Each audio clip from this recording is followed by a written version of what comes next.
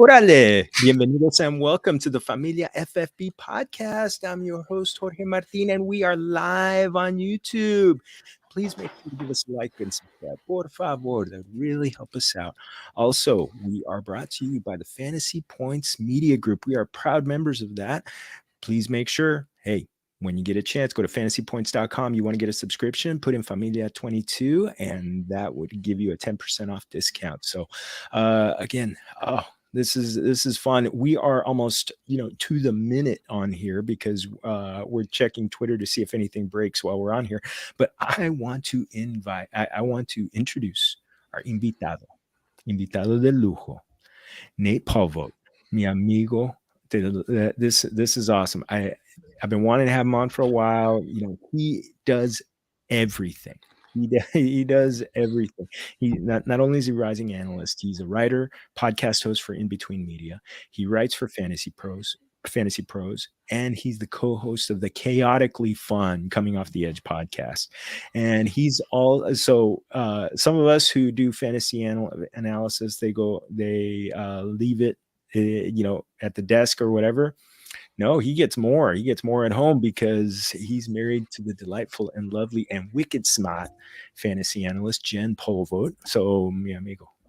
So we may practice some Spanish tonight because there might be a few things coming on. But bienvenido, Nate. Yeah, thank you. Estás en tu casa, mi amigo. Welcome. Well, thanks for having me, man. I'm excited. I've wanted to be on with you forever. We're both very busy, but I'm glad we were able to finally make it happen. Like you said, I'm kind of constantly in this since it's a household profession at this point. This is what we do. Jen's an editor at Fantasy Pros as well. So Fantasy Pros in the family. And yeah, man, thanks for having me. I'm stoked. And free agency. What a great time to be on. So many exciting things to talk about. Oh my goodness. Every day, if I felt like I've been mentally updating a show doc pretty much since Sunday. I mean, it's just been, and really, I mean, last week I had friends of ours, Herms and Bo. So we talked about some of the moves that happened last week, including number 12 here, sticking around. So I get to use this jersey again for at least one more year. So I just hope TJ Watt doesn't go anywhere. I just bought this. I don't think he's going anywhere. I think, especially after, player of the year. Defensive player of the year. No, but no way. So one of the things that you probably learned in your Spanish classes is that chisme is gossip. So we call our news segment on Familia FFB chisme. The chisme section. So this is going to be an all chisme episode because it's all news. It's all going to be news basically since another number 12 decided to come back. So there's some dominoes that have been falling. But today we're going to break down QBs, running backs, wide receivers, a couple of tight ends, because as usual, the NFL gave us plenty to talk about. It's cool. Now, how has it been for you? How's it been for you? Fun. We just kind of sit in front of NFL Total Access all day. It's kind of what we've been doing and just watching all of the craziness. I mean, when the Broncos got Russell Wilson, that was a huge boost for the team, obviously. And then to go out and get Randy Gregory and the way they got him, like this team's all in. I love what I've seen out of the Steelers. They bolstered their offensive line a little bit for new quarterback Mitchell Trubisky, which I absolutely love. And I was really hopeful that Von Miller would be back in Denver, but I'm 100% okay with him going to Buffalo. He's a great fit for that defense. I really want to see that team get to a Super Bowl and win one for that city, just for that city. I mean, you and I both remember that 4-year stretch with the Bills. It started with the Scott Norwood kick, and then it just got worse. It just got worse for them. So I want to see that city win. And it looks like they're making moves to win. And quite honestly, you know what? If they would have beaten the Chiefs, I would not have been surprised if they'd have won the whole thing. They probably would have. No. But they could go toe to toe with that Rams team. Oh, I believe that. Yeah, I mean, Josh Allen, he's just a beast, and he's so fun to watch. I mean, just an incredible player. Yeah, he's one of the guys I like to call unicorns who are in the NFL. There's probably about, I don't know, half dozen or so that are just kind of like, they're just different. They are just different. But you know, and well, you know what? today, I think it was today that Russell Wilson did his first interview with, Yes. with the Broncos. What has been the feeling in the Rocky Mountains about now that it's settling in? Relief, excitement. And it comes at an interesting time because a lot of people around the country look at the Broncos and like, oh, well, what a cool situation. You have your Hall of Fame quarterback running the team. For people in Denver, he is now no longer a part of the organization. His contract expired, it was like a month ago. Wasn't renewed. He is no longer an employee of the Broncos, and Broncos country could not be happier to see him gone. He just messed up the draft. He got Peyton Manning. I kind of feel like, this might be a little harsh, but I kind of feel like he's the Adam Gase of GMs, where it was like he was propped up. Well, he was propped up by Peyton Manning, is what I mean. Because Adam Gase doesn't get a head coaching job if we don't bring Peyton Manning to Denver. Plain and simple. And he didn't run that offense. Peyton Manning did. Peyton Manning did all of these things attached to Elway's name. He's gone. Russell Wilson is here.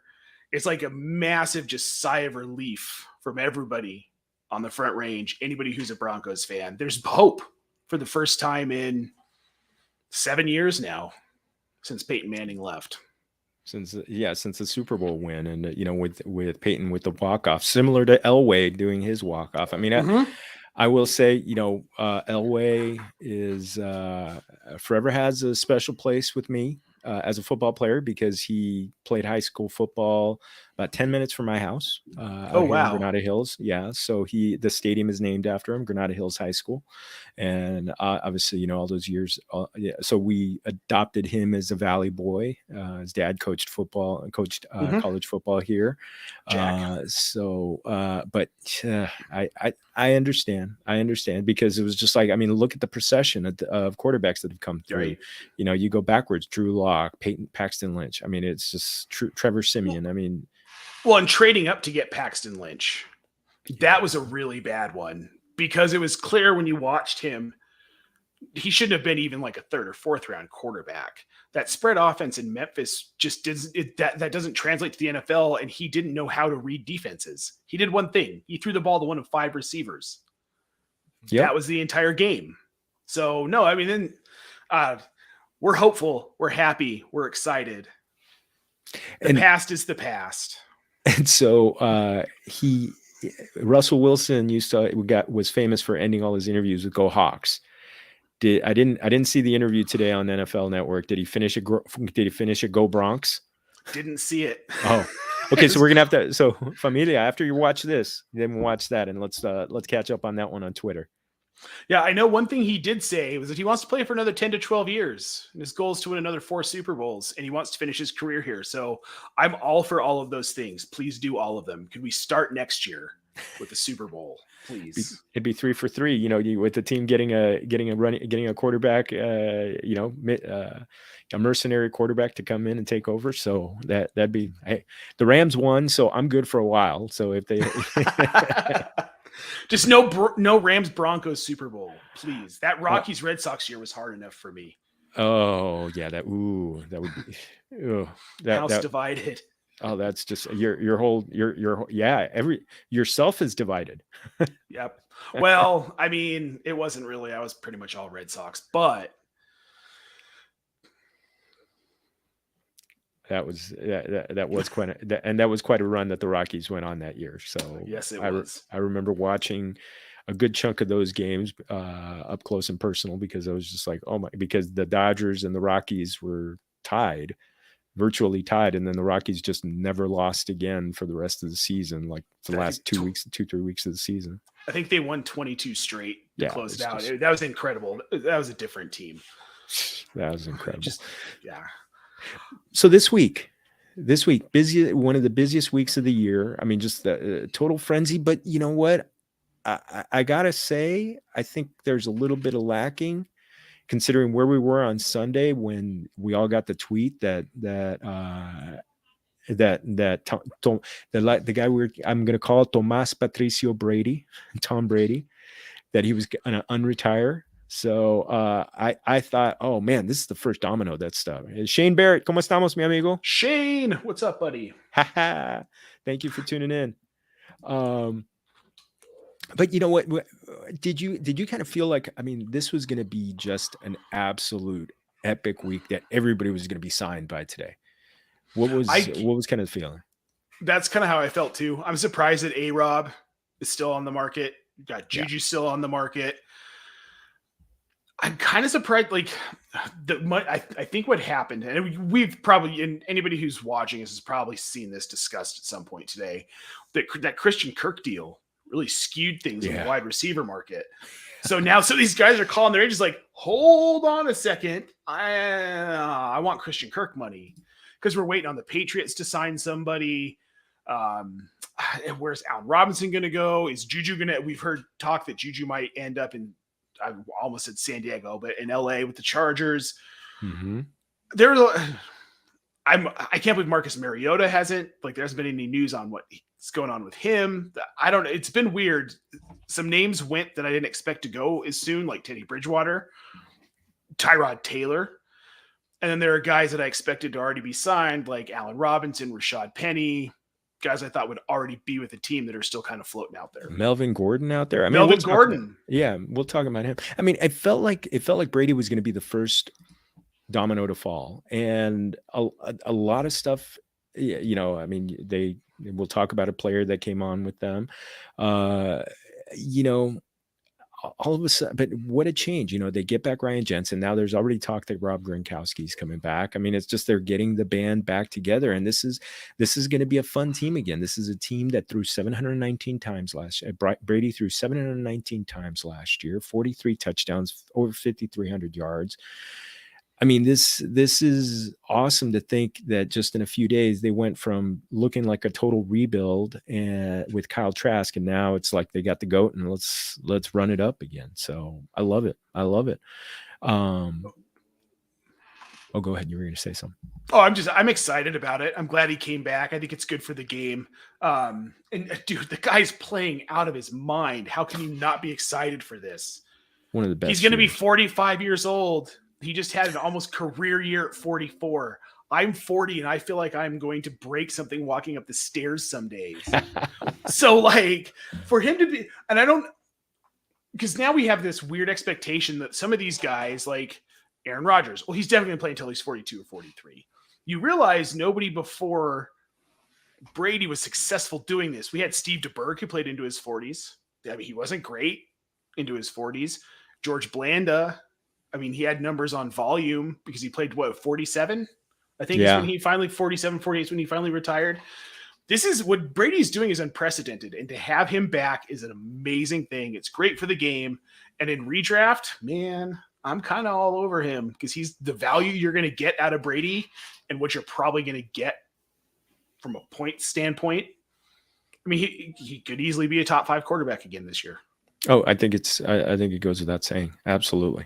Yep. I mean, there's nothing to say. There's nothing standing in the way of another 5,000 yard season. It's really not. No. I mean, we'll talk about Godwin in a little bit, but when it comes to him, he's got everything set up for him, and him physically, he's not having a knee surgery like he did last year.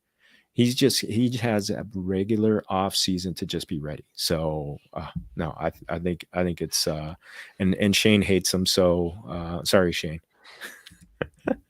But you know what? I think actually the what we expected was a ripple effect, and we're kind of like on red alert just in case it breaks during this show.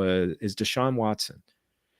There earlier today there was talk from Jay Glazer of Fox. Mentioned that there was going to be a possibility that he was going to be signed today. I'm not signed, traded today to one of the Falcons, Panthers, Saints, maybe even the Browns. It hasn't happened because right now we're recording. It's almost 10 o'clock on the East Coast. So doesn't look like it's going to happen. Shane's still at the gym. Shane, if you see something, text us. But seriously, I mean, it feels like he might be holding things up a little bit. with some of the other quarterbacks, with Mariota and Jameis Winston. Do you think so? Oh, definitely, because obviously it sounds like Baker's on the move. Yeah. So Cleveland's going to be in the market for a quarterback. Indy's going to be in the market for a quarterback. We already know that. They moved Wentz.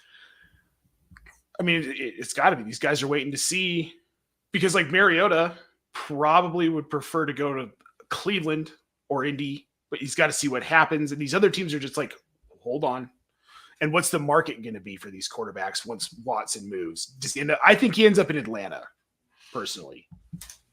That would be amazing. Have my gut tells me he's friends with the Blank family from his high school days. There's a reason that he took that meeting. And I think that's going to draw guys like Allen Robinson. That's why I think the wide receiver market's kind of on hold right now. Why these guys like, hold on. Because if he lands somewhere like Atlanta where they're looking for receivers, they just lost Russell Gage. Calvin Ridley obviously suspended indefinitely. They don't have Julio Jones. They've got Olamide Zaccheaus. So they can afford to. I mean, yes, Shane.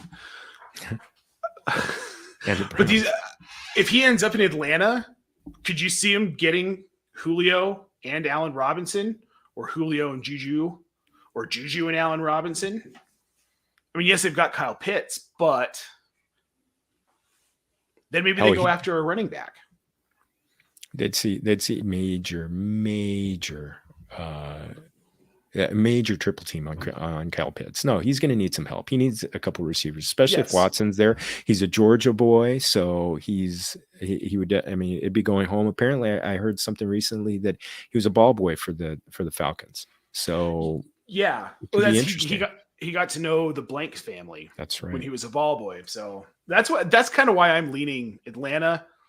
I would like to see him in Cleveland with Amari Cooper and Peoples-Jones and Kareem Hunt and Nick Chubb. Like, but he's not. I can't see him going to Cleveland.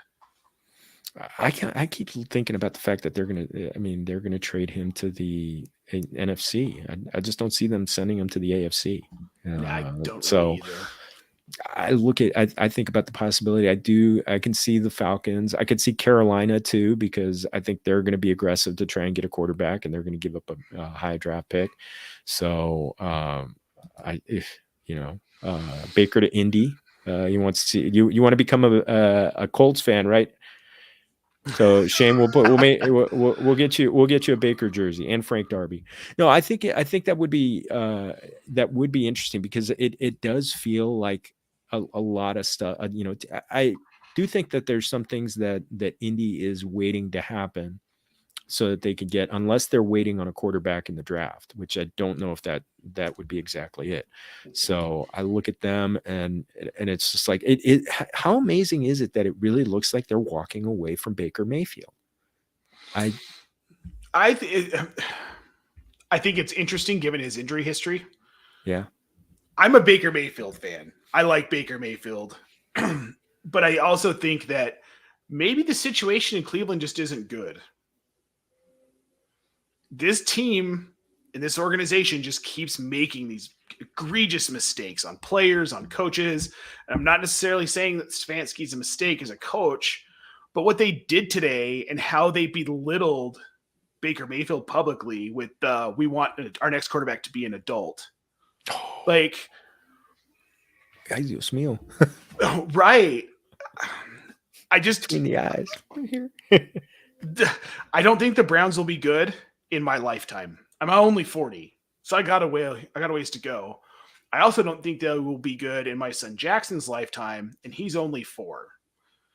The way this organization is run is just, and I think Baker will be better out of it. I think Indy's a really good situation for him. He's got weapons. He's got Jonathan Taylor. They need to get a tight end, but it's overall a good situation. Maybe they go get Austin Hooper since the Browns released him today. Good line, everything. I mean, they've just got all the, so many pieces, good defense. So that would be interesting. And the Colts could get him on the cheap a little bit. Yep. So, I mean, you never know. It's crazy to think he was the number 1 pick in the draft, just 4 years ago. And now all of a sudden it could be moving on. It's just utterly incredible. Utterly incredible. Well, speaking of moving on, we had free agency. We already talked about how the dominoes started with Tom Brady. We're going to go position by position, starting with the quarterbacks. Mitch, you've got the jersey on. So Mitchell Trubisky, or which I heard him on Rich Eisen. He said he's okay with Mitch Trubisky too. So, all right, perfect. So we could go either way. Now we're okay. It's been documented. They wanted a quarterback with some mobility, and Trubisky went for 421 rushing yards on 68 attempts back in 2018. Slowed things down the years after that. Is he just the absence of the heart makes the hearth grow fonder? Because the year off, it seemed like he became better by taking a year off. How amazing is this? Well, so I think that it's twofold. Yes, we're kind of distanced from him being so bad those couple years in Chicago, but also we're looking at Matt Nagy and what he did last season and how much of a mess that was. And there's a little bit of, well, hold on a second. Is this Ryan Tannehill all over again? Matt Nagy was just a really bad coach. And the one good season that Trubisky did have was in spite of Nagy. And then he couldn't do anything about it. And maybe he's a better quarterback. I mean, having him go to a team like Pittsburgh, a stable franchise, they've had 3 head coaches in their history, which is insane. Tomlin has made the playoffs 15. No, they missed, but they've been at least 500 every single season of his tenure, 15 years. That's the most stability you're going to find in the NFL. There isn't a franchise like the Pittsburgh Steelers. Mitchell Trubisky is going to thrive on this team. I'm just going to say it now. He's going to thrive. I don't think he's necessarily a QB1, but he's like a mid-range QB2 for Superflex. I could see this it. year. I could see it. He could. I mean, who knows? He could sneak into that QB1 territory. I mean, he's got Najee Harris.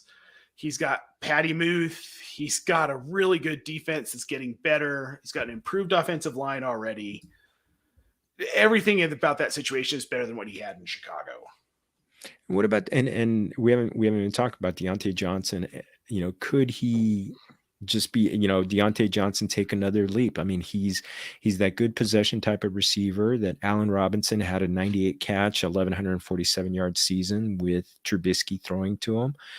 Does that elevate these guys? And could Chase Claypool be a little bit of a, somewhat of a not a reclamation project, but maybe a sleeper for this year?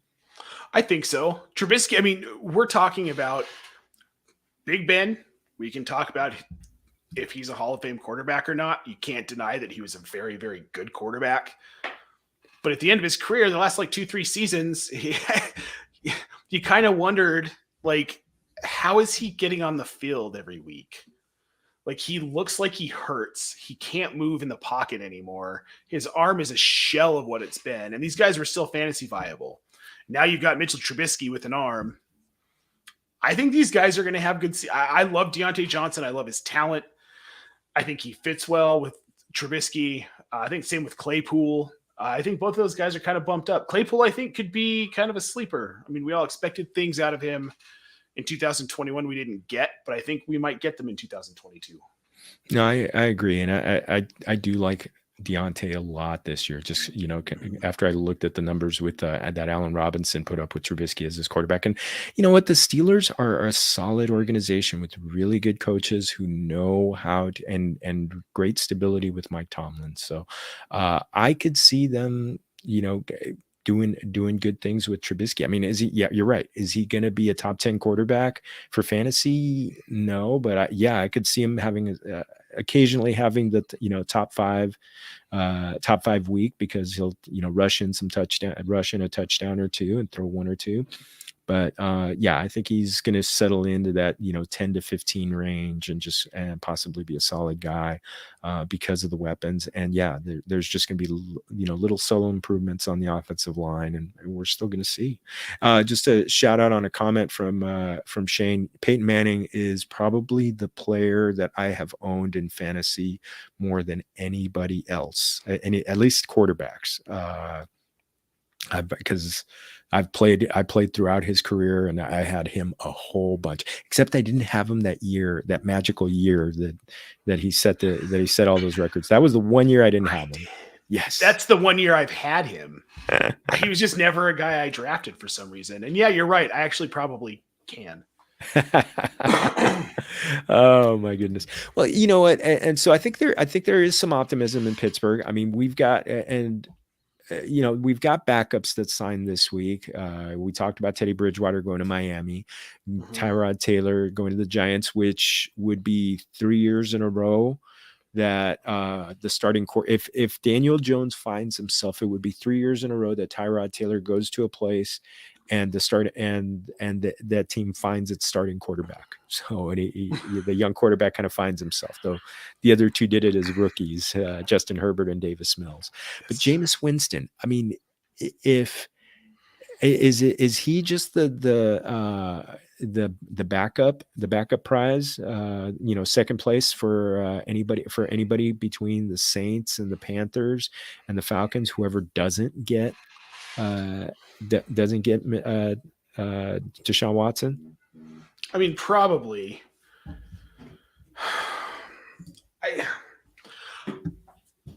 Jameis Winston is interesting to me because I don't think he's that good of a quarterback.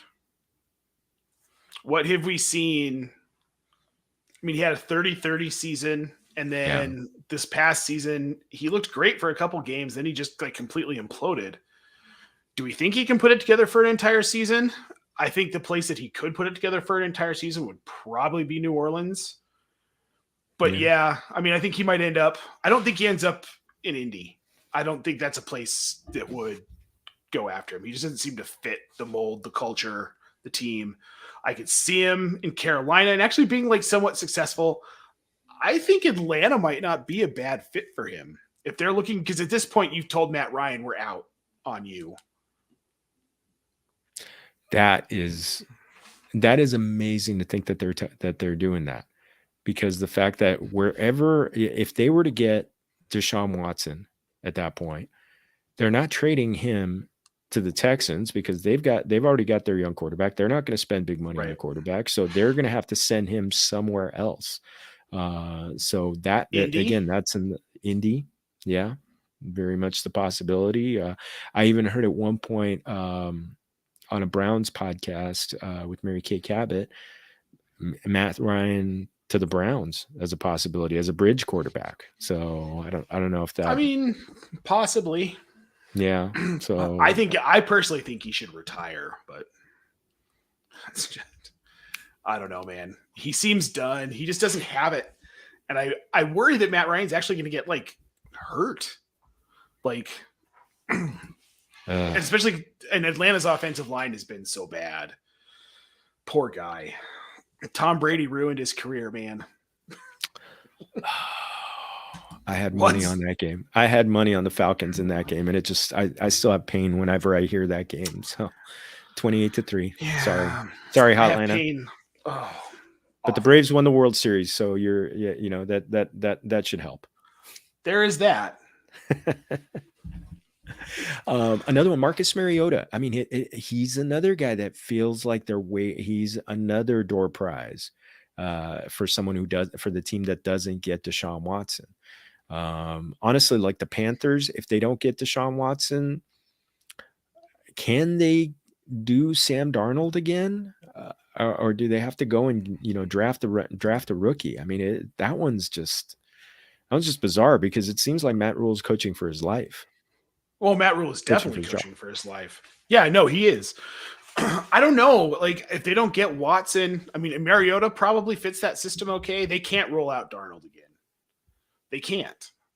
But they might not have a choice, because, I mean, they're not going to land. They're not going to go out and trade for Matt Ryan. They're not going to get Jameis Winston.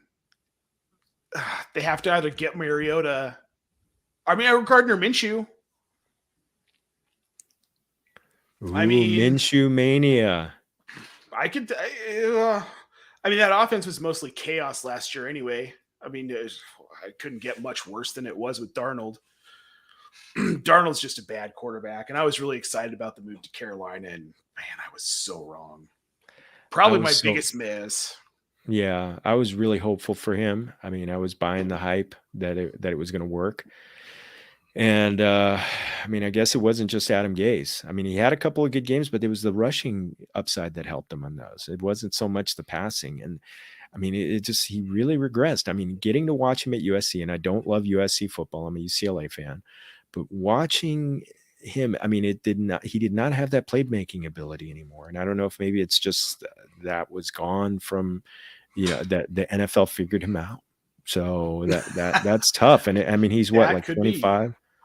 Yeah, no, he's a young one.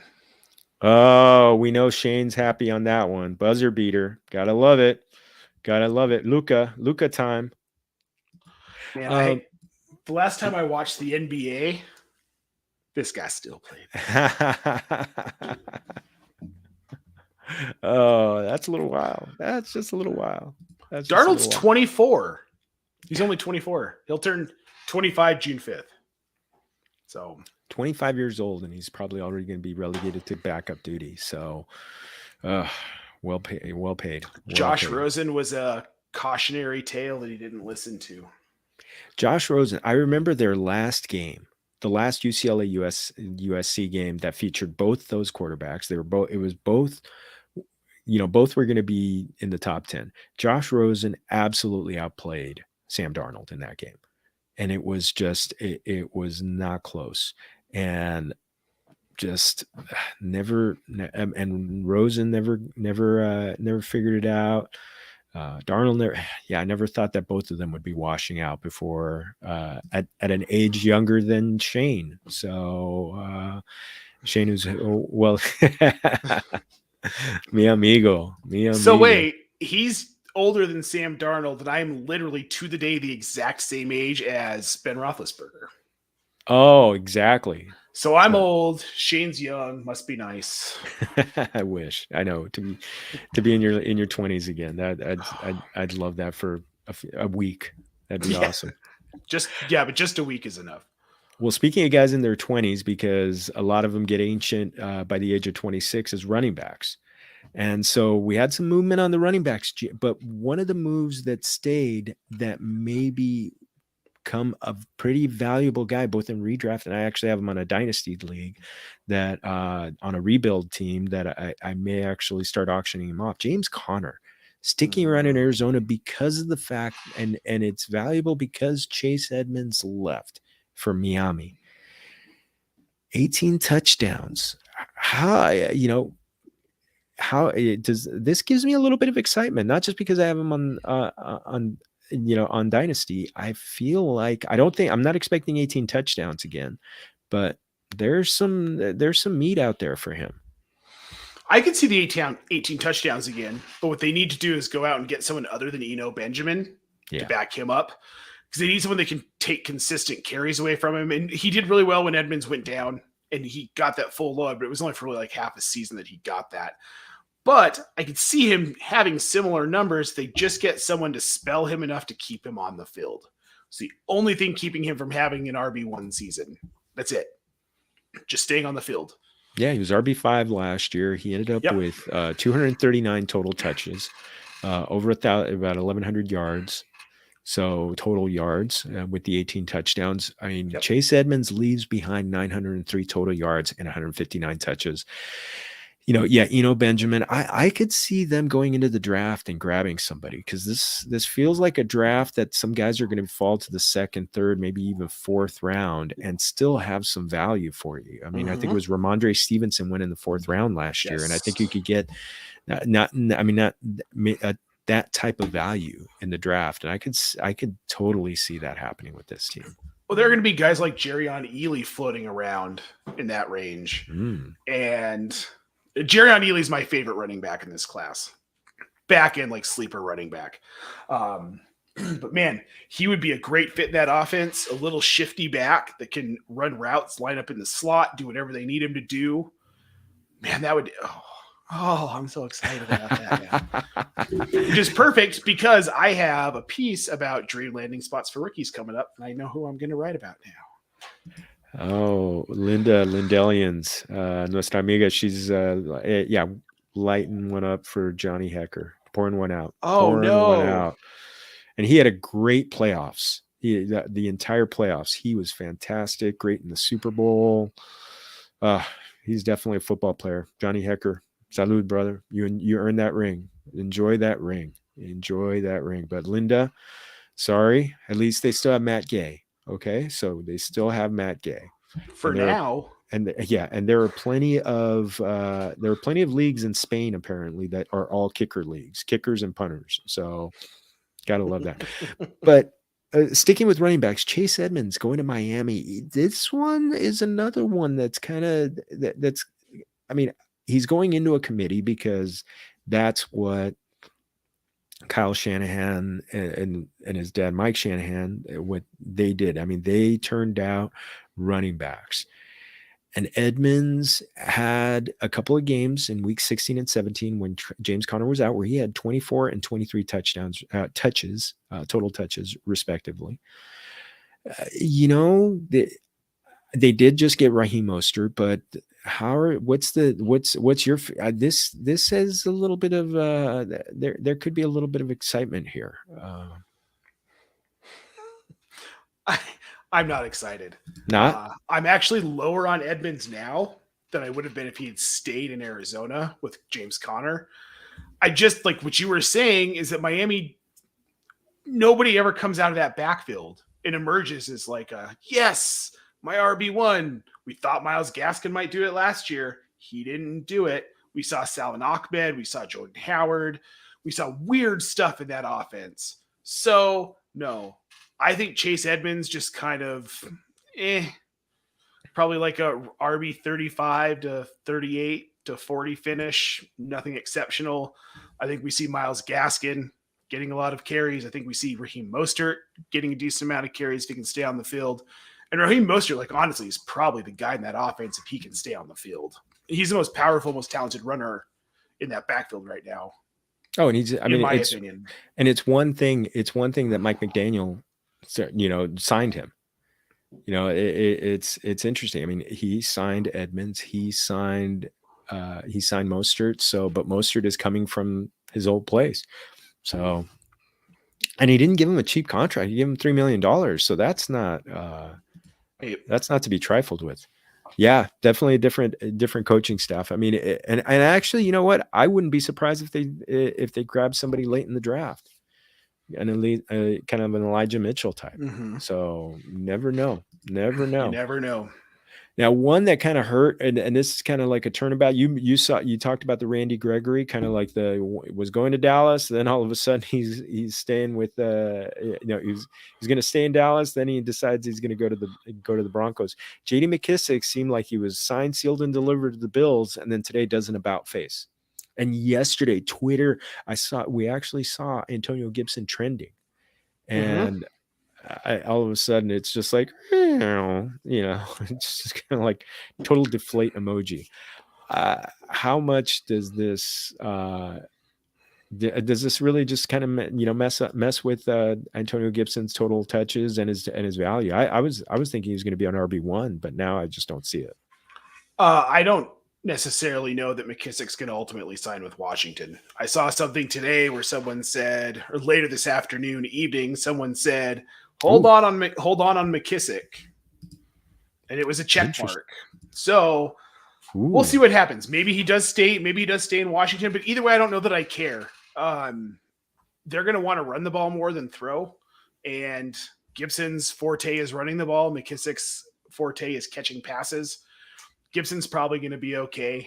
I mean, I wouldn't worry too much about him. I think he could finish as an RB1.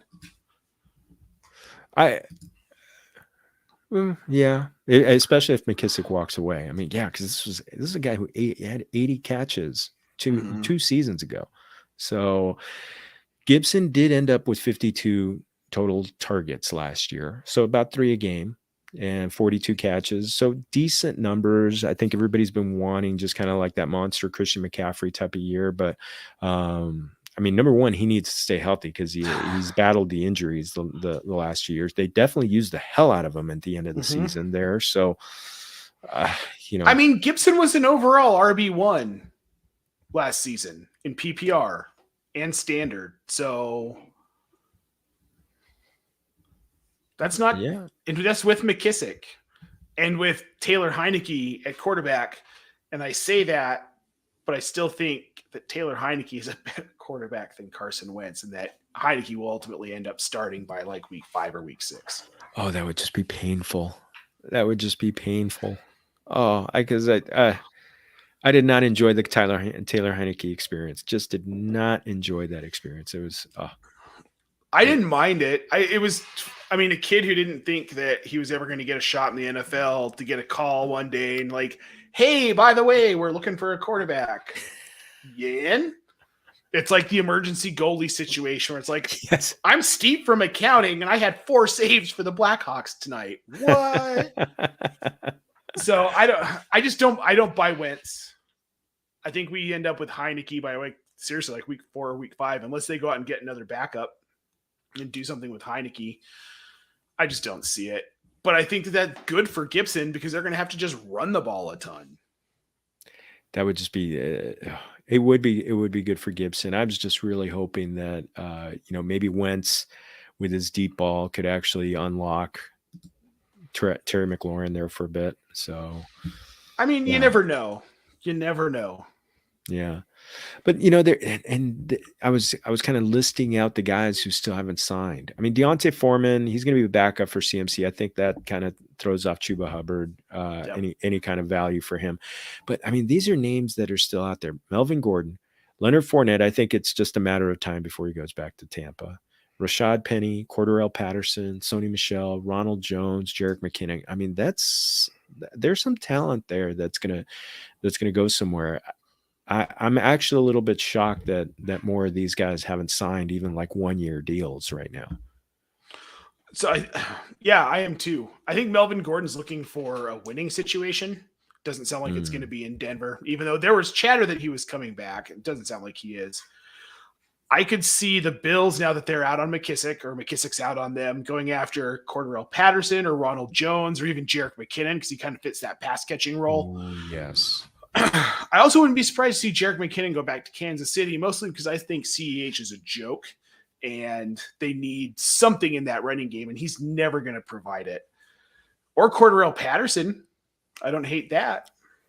That would be very interesting to see that because it would be a combo helping him out in the running game and then also just going, spreading out wide and getting some catches. So I think he could be very Can you imagine what Andy Reid would do with him? Oh no, it would be they need that other option. They need it so bad in that offense. Yeah, and like I think Leonard Fournette's back to Tampa Bay now. Tom's back, Lenny's back. They're putting the band back together is what they're doing. Yeah. So. And Penny, it makes too much sense that he goes back to Seattle. I mean, I think at this point it does. On a 1-year deal, something like that, I could totally see that one happening. Yeah, and I figure like Houston's probably going to. I mean, I could see Sony Michel to Houston. Yeah, that wouldn't shock me because obviously Rex Burkhead is not the 17 game answer at running back there. Sexy Rexy. I almost lost a playoff game with going against Rex Burkhead, and it was just going to be so painful. Luckily, somebody on my team went off, and it would have been so utterly painful. I won 2 playoff matchups with Rex Burkhead. Thank you very much. that week was so special. But yeah, that's going to be something I'm going to keep an eye on, and I'm going to do I'm gonna do an article probably on Friday, assuming some of these guys come in.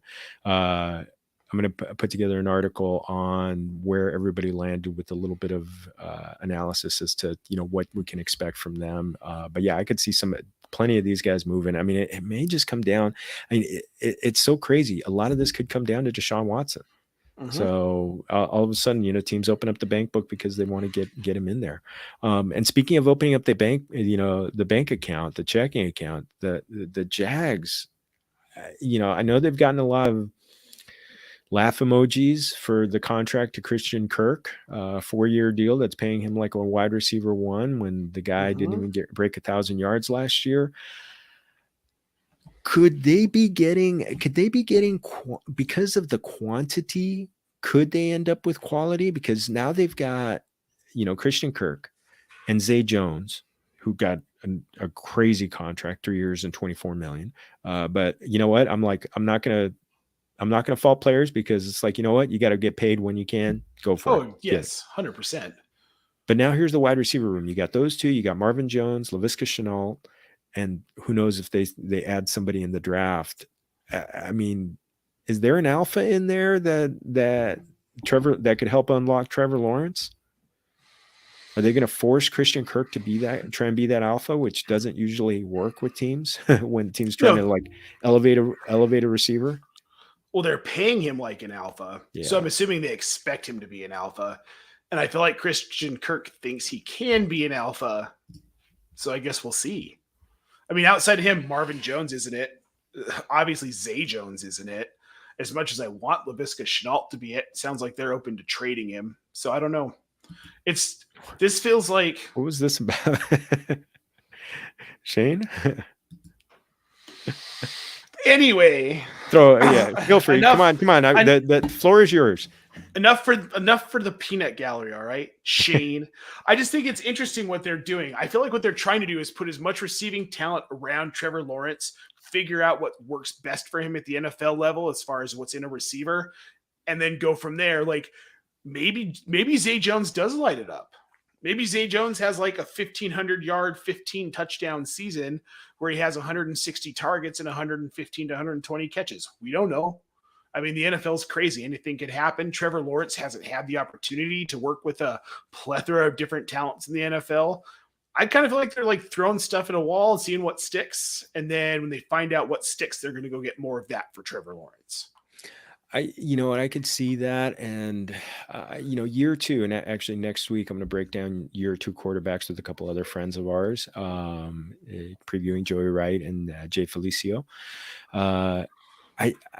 And that is usually the time that teams have that quarterbacks have that jump and I think that's going to be hoped for and a little bit expected of Trevor Lawrence, because but he was so bad last year. Things were so awful around him. I think almost teams could give him a pass if, and hope for the year 3 jump like Josh Allen had. So that one, I hope that it's getting plenty of guys around him and get him more of a line, get him more linemen, please. I feel like they'll address that in the draft though. I could see that. This is a deep draft for offensive linemen. Get them, get them healthy and everything like that.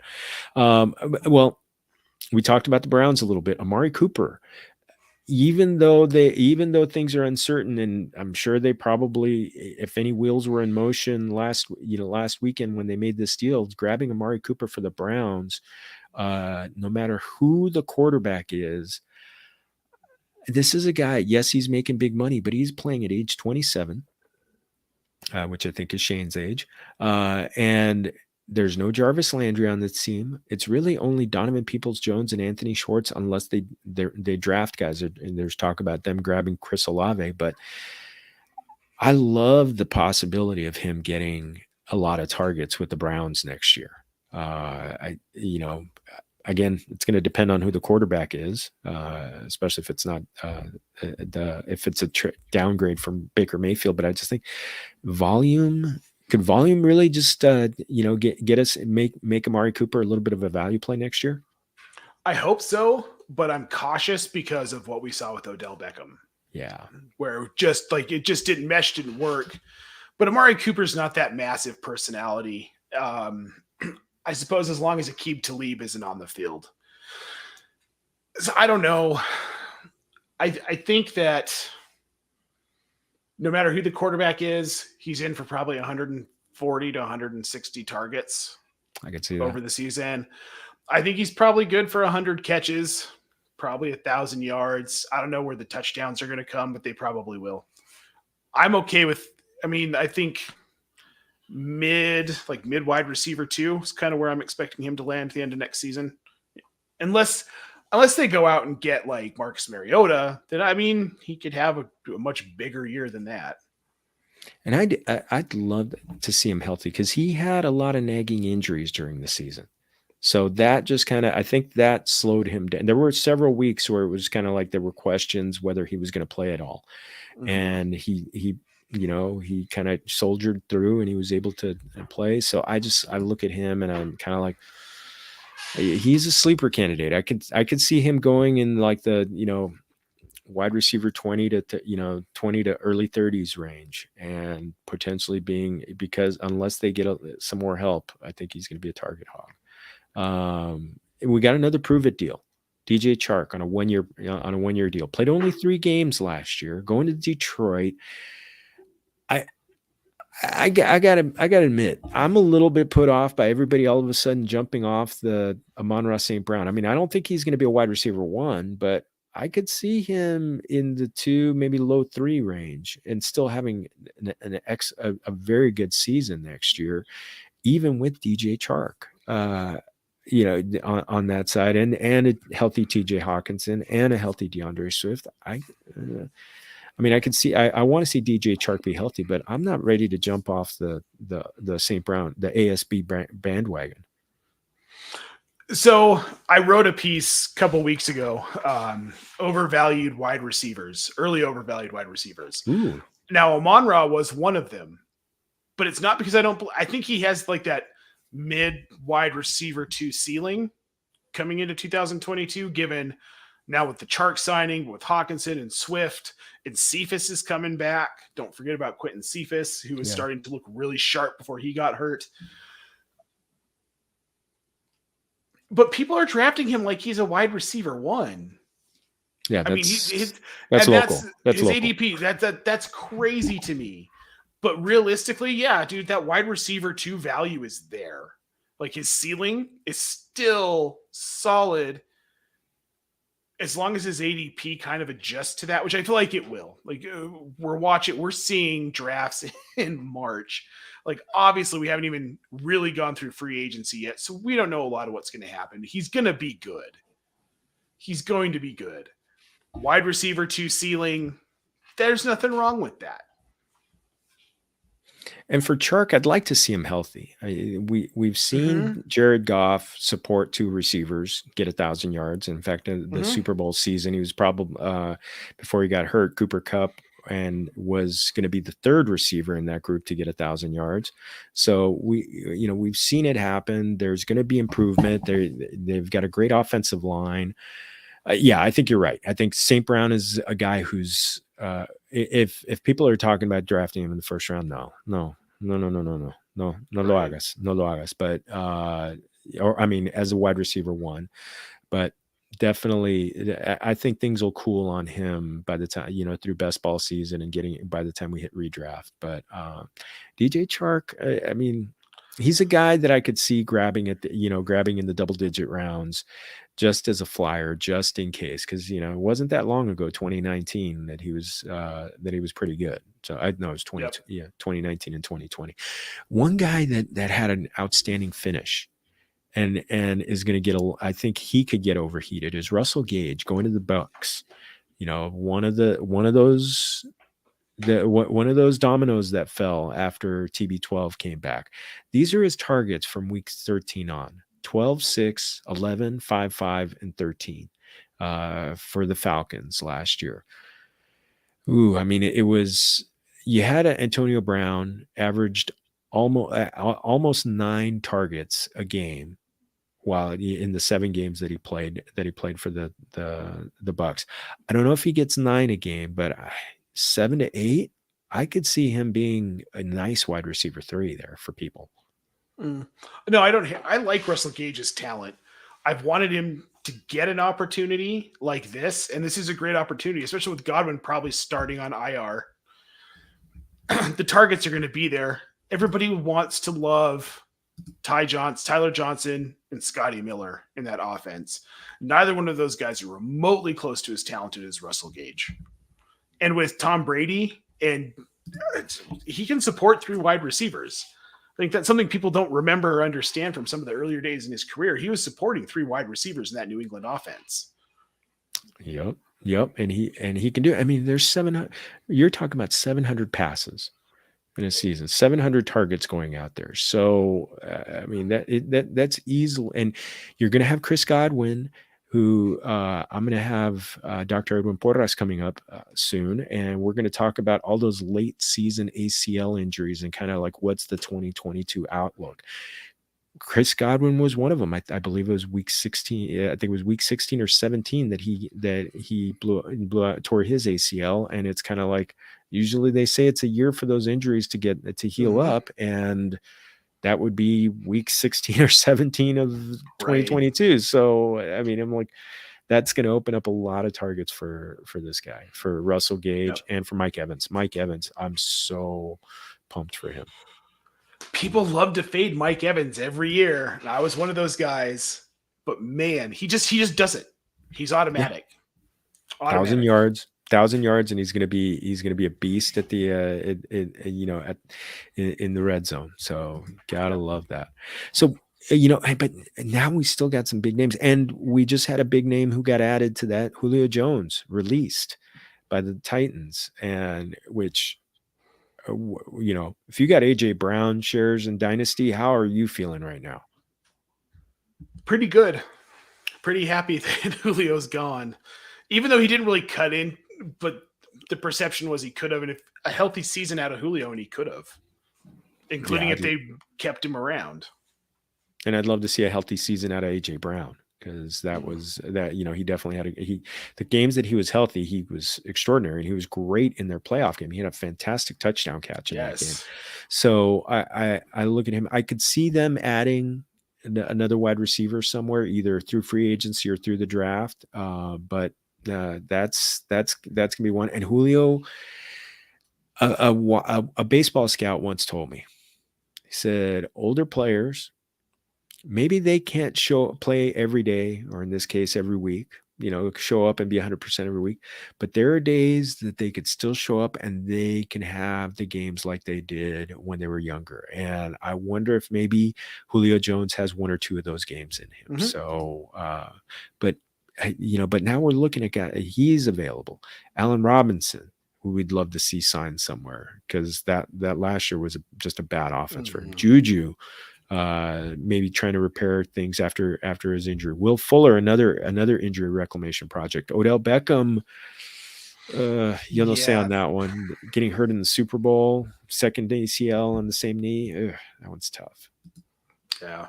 I mean, we kind of touched on it earlier. I feel like these wide receivers are waiting to see where Deshaun Watson lands and if they can sign with said team. So I don't think we have any clarity on these guys until after Deshaun moves, and we probably got 2 or 3 more days before we see these guys start to hit different spots. I just feel like everything's on hold.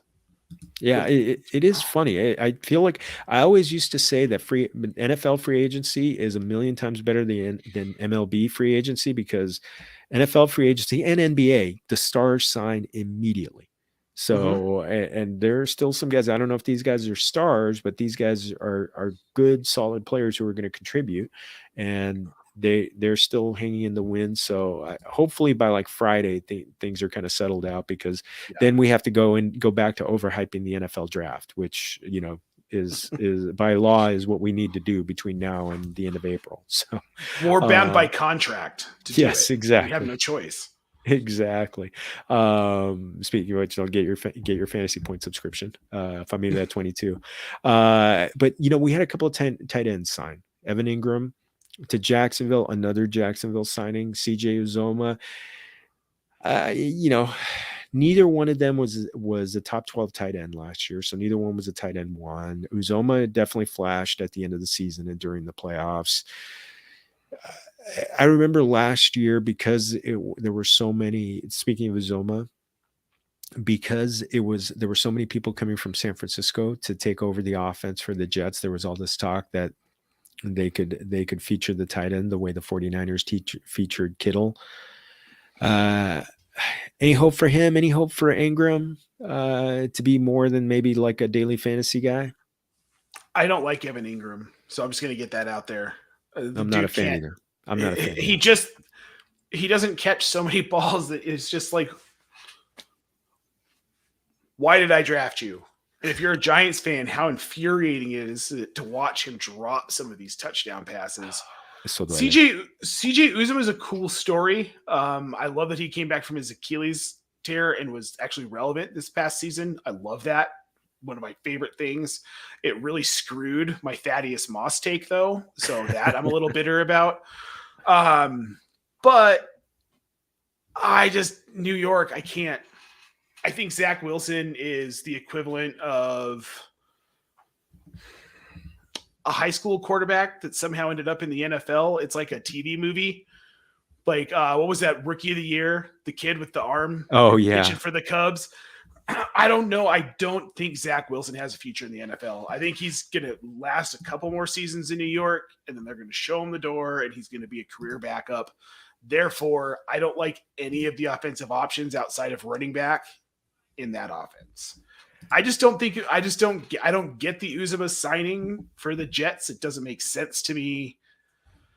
I think he gets lost in the shuffle, and I think he's an irrelevant fantasy tight end in 2022.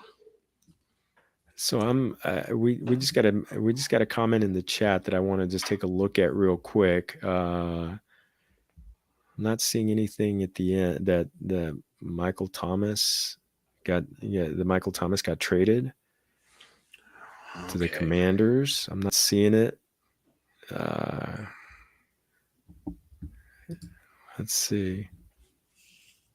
Yeah.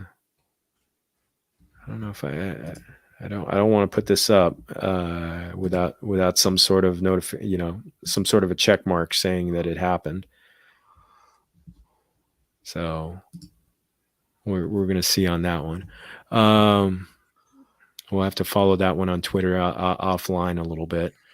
But again, this is, to me, watching these guys, sign these contracts and everything like that. It just reinforces you got to get one of the stud tight ends. And there's only about a half dozen of them, and really only four of them that are like that you can really feel good about having a decided advantage over your opponents. But man, that one's it really just reinforces that, because there's just no good tight ends out there, not that many good tight ends out there. And I am a little worried that there's going to be a lot of overheating for Kyle Pitts this year, unless if they get Deshaun Watson, then okay, then the overheating is going to go to the moon. But yeah, I don't know. Unless that happens, I don't know. Yo no sé. Oh, I don't know, man. I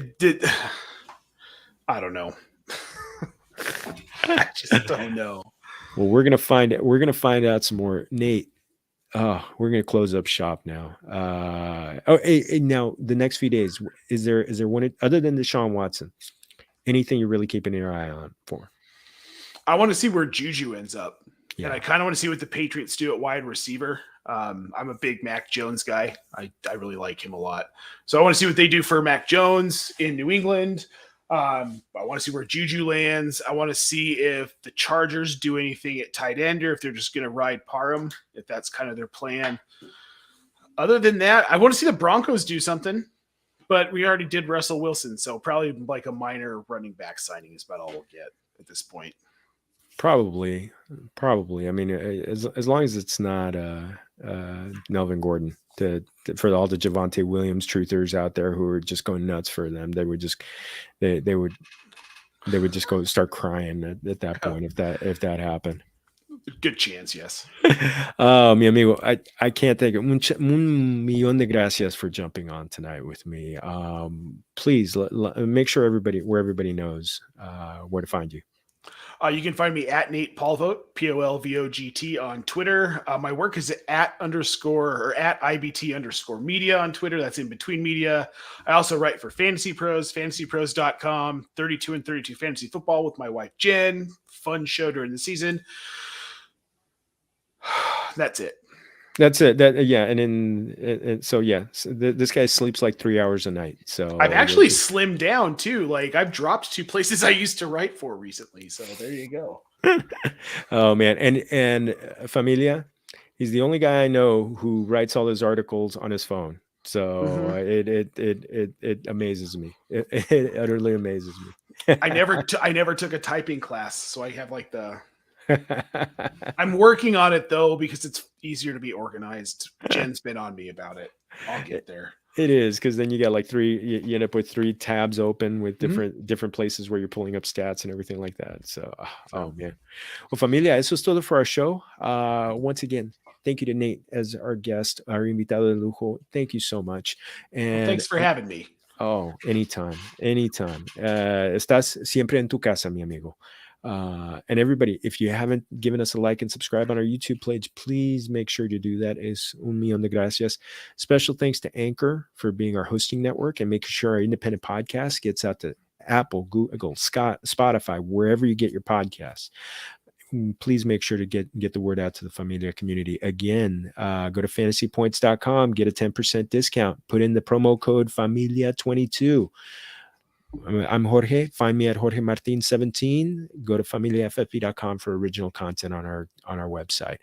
Otra vez, thank you, Nate. And remember, everybody, todos somos familia. Salud.